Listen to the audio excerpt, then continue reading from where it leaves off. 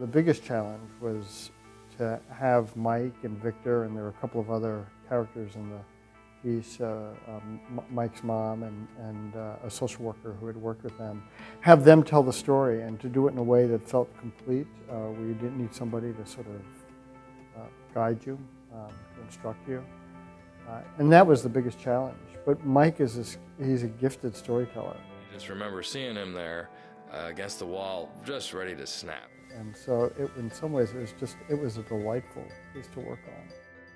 Well, the key challenge really was getting parents and families to share their stories, because mental illness, throughout the country still has such a stigma attached to it. So to get parents to talk about these very personal moments, these crisis moments that they're having, was very difficult. And it took me quite a bit of time to develop that level of trust with parents to make sure that they understood exactly what we were trying to do and make sure that they were comfortable.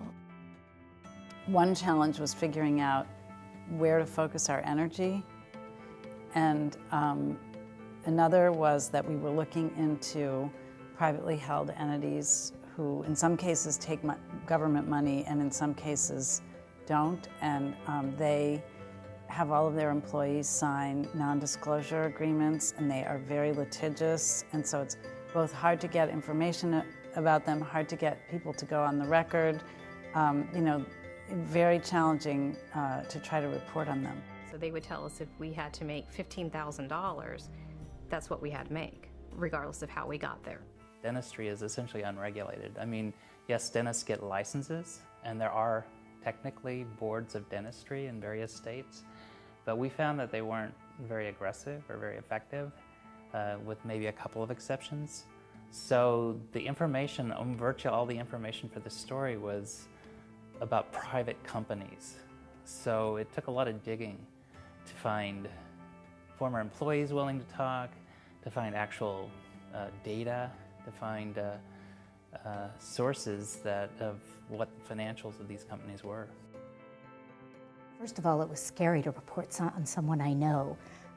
That I was actually a lot more uncomfortable with than reporting on a stranger. So gaining the trust of someone I know and knowing I was going to have to face them no matter what I found, and I was going to have to report it completely was difficult. And understanding the idea of what this child was going through and what the family was going through was difficult.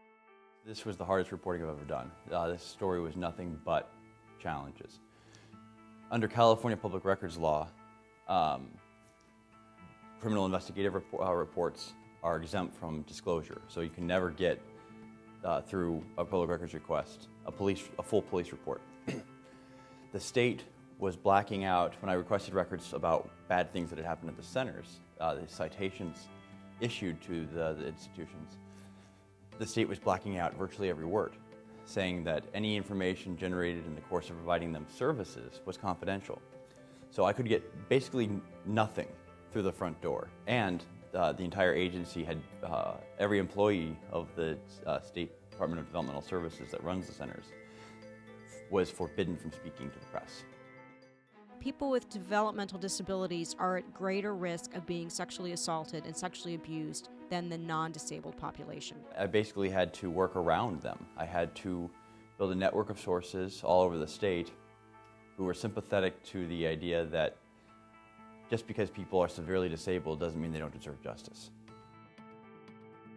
One of the key challenges was persuading my editors that we would have something to say that would be different about transgender issues than some of the stories that have been coming out before. The part about the story that really intrigued me was what's the science of gender.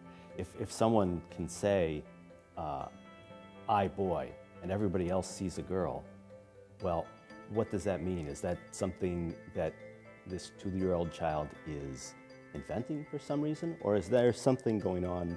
Is there something in the brain that's rejecting what we see when we see the body?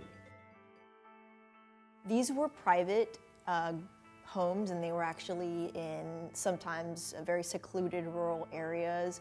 So first of all, because they were private, we had no access to inspections of these homes by the private group. So learning what it was like, what the conditions were like inside these homes was very difficult. To do that, we tried to find any kind of public records to shed any light on these places. So we looked at police reports, we looked at lawsuits, and then it became the challenge of trying to track down the former residents of these places, largely through social networking and other ways. But because these were so private and sometimes secretive, it was hard to kind of gain insight into what they were like. Well, for me, because it's I'm trying to visually be a storyteller, it was getting the access, and I think, being sensitive to that these children, we know that these children were being abused in some way, and trying to respect that, but also tell their story because we were going to be their only voice. And also, we had times when some of the kids would say things to us that there were obvious, blatant abuses, and we have to go back and say, who do we call? First of all, we call our editors and tell them what we heard. Then we talk to lawyers. And then we have to decide, do we call the authorities? Do we call our parents? Like, those are the kind of things that I think that we had to deal with.